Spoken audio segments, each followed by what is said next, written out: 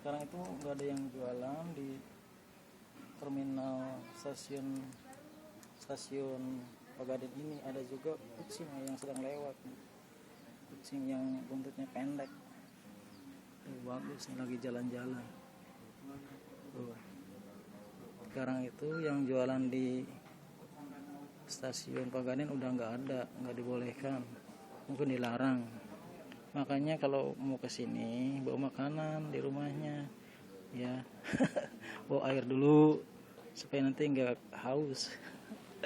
Bener yang lain? Haus ya? Mana saya nih haus? Ayo seep.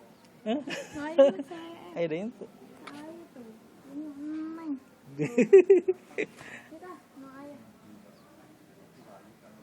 Bentar tuh mau ngomong ya. Jadi ntar seep minum. Haus jadi.